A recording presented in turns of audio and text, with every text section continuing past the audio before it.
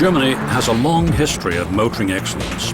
In the top rank is BMW, powerful yet refined, an enthusiast's company. Vehicles designed for people who demand the best and some excitement. BMW strives to maintain its reputation as the makers of exciting machines meant to be driven.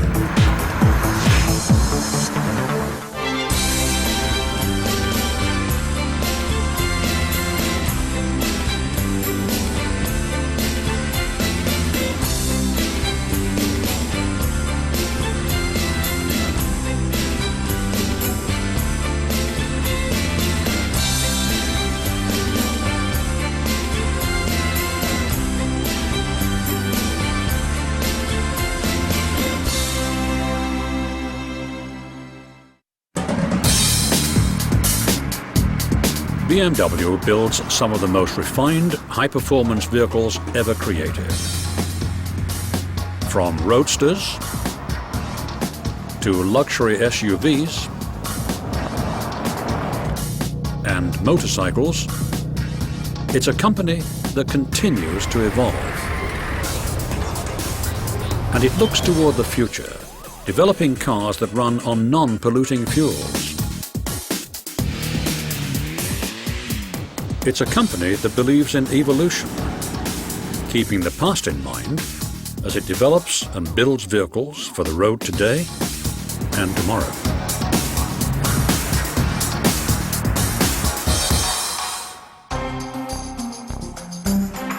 Bavarian Motor Works, or BMW, was founded in March 1916 with the merger of Rapp Engine Works and Otto Aircraft Works. Initially, the company produced high-performance aircraft engines, including a water-cooled inline six-cylinder engine that powered German fighters in World War I.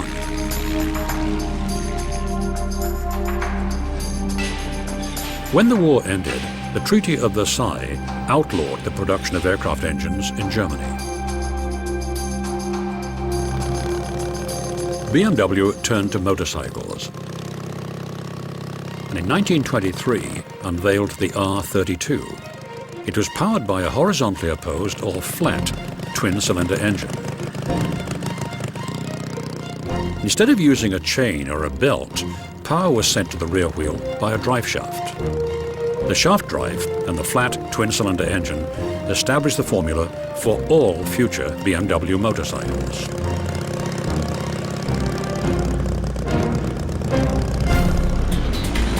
The design and engineering worked. The R32 became a favorite with racers throughout the 1920s. The first automobile produced by BMW was the small 315 Dixie. This low-cost vehicle was built to meet the needs of a country still recovering from an economically devastating war. Eager to branch out from motorcycles, BMW began construction of the Dixie under license from the British Austin Company. The press called it the best small car in the market. This four-cylinder, 750cc car pumped out 15 horsepower and propelled its happy buyers at speeds up to 46 miles per hour. This performance was enough to take home a class victory at the 1929 Alpine Rally. And its strong sales meant BMW had succeeded in breaking into the car-making business.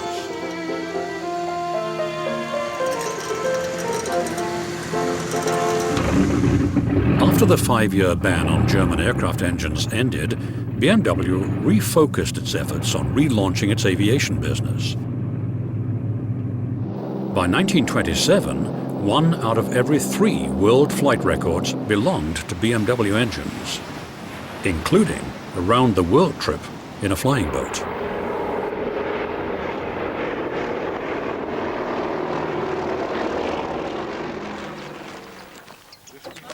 The company brought its reputation for engineering excellence to its cars, introducing its 315 sports roadster with a powerful 6-cylinder engine in 1935.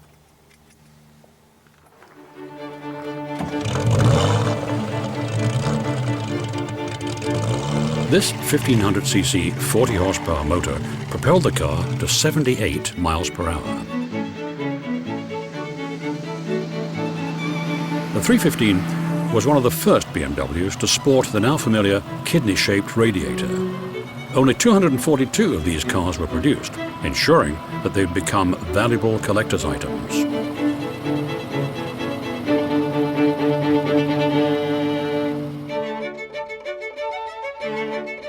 BMW's first automobile success came with their luxury sedans and convertibles, the most successful being the 326. It was a comfortable, mid-range car that was offered as a sedan or a 2- or 4-door convertible.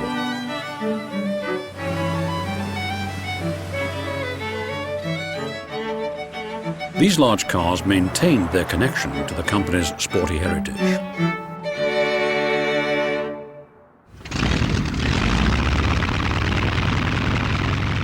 Recognizing that its aviation prowess enhanced the reputation of its automobiles, the company sought ways to remind the public of the link between the two, as seen in this promotional film. Hat mehr vom Kraftfahren. BMW. 8 years after their cars had entered the market, BMW produced the fastest production sports car in its class, the 328 Roadster. Its engineering was avant-garde for the day: a tubular chassis, 6-cylinder engine with a light alloy head, completely new valve gear, and 3 downdraft carburetors. It revolutionized the world of sports cars.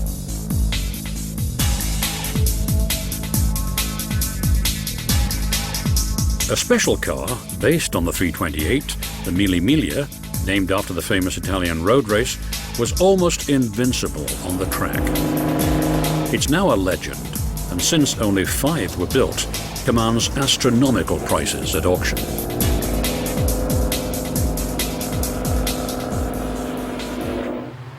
The Roadsters were not the only beautiful machines coming out of the factory.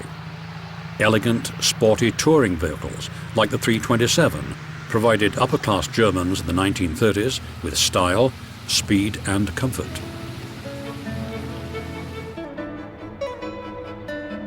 Several models offered the swept-back look, from the sporty 321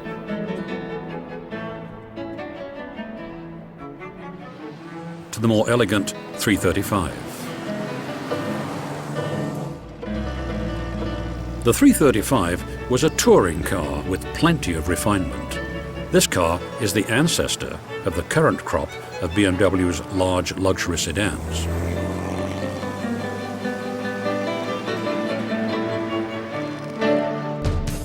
The outbreak of war in 1939 meant that BMW would have to suspend car production. The company focused all its resources on the war effort. Its motorcycles transported troops, and its engines powered the planes.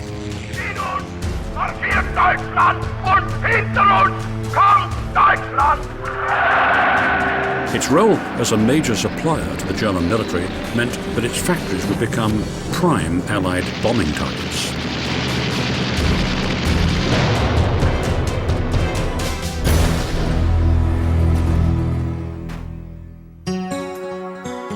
After the war, BMW had to rebuild its operations from scratch.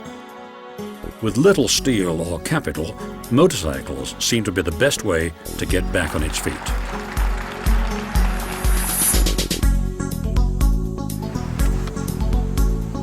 This strategy helped to get the company revved up. By 1951, a second model was ready, the R51.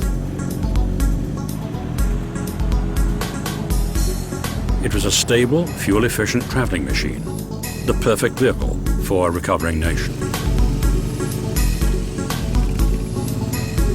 As the economy improved, there was a need for transportation for growing families. A sidecar was great while you were dating, but the company's future hinged on its ability to build cars again. This happened in 1951, when BMW took the first steps to branch out from motorcycles. Its factories were up and running, and it was getting ready to launch its first post-war automobile. The 501 was very conservative in looks and engineering. The body was mounted to a heavy chassis and an underpowered six-cylinder engine that was developed from a pre-war model. The car was not successful. When it was fitted with a V8 and renamed the 502, the heavyweight sedan sold better. The 1954 engine, the first German 8-cylinder to be produced after the war, was powerful and smooth. It was also the first mass-produced engine to have both the engine block and the cylinder head made of light alloy.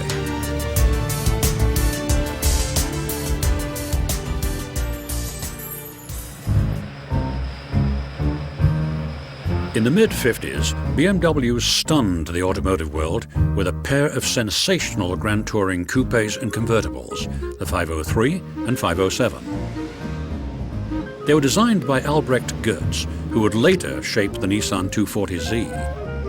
The press said that BMW had beaten the Italians at their own game. The stylish and elegant cars were too expensive for most. Only 252 507s and 412 503s were built between 1956 and 1959. A few lucky owners had bought one of the most attractive BMWs ever built.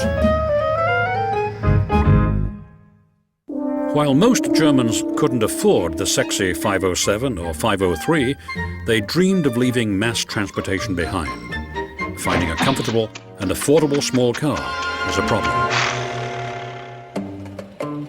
BMW had an answer. In 1954, it entered into a licensing agreement with an Italian company, ISO, and brought out the Isetta.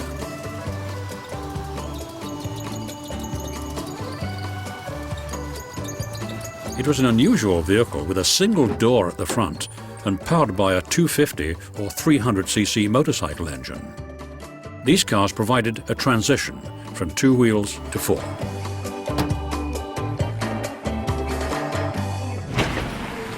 Small cars continued to dominate BMW's thinking, and in 1959 it introduced the air-cooled 700. This, finally, was the model that signaled the company's resurgence as a car manufacturer. The first automotive sales winner since the war. It provided the base on which it could build.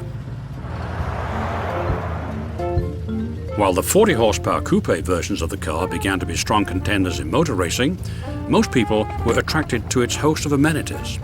They seemed to be getting things right.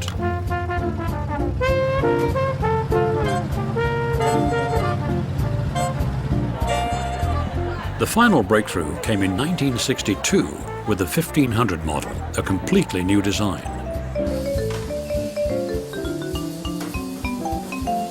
The compact sporting lines of this four-door sedan were an instant hit.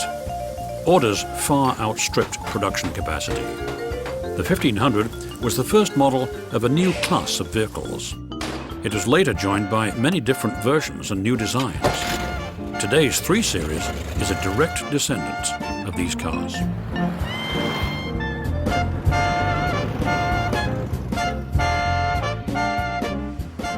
A more powerful 1.8-litre version of the car, called the 1800, was introduced in 1963.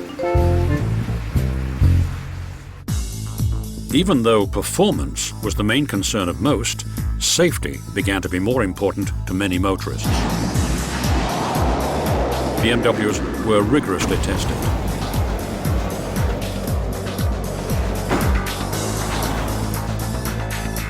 This extended to races and rallies around the world.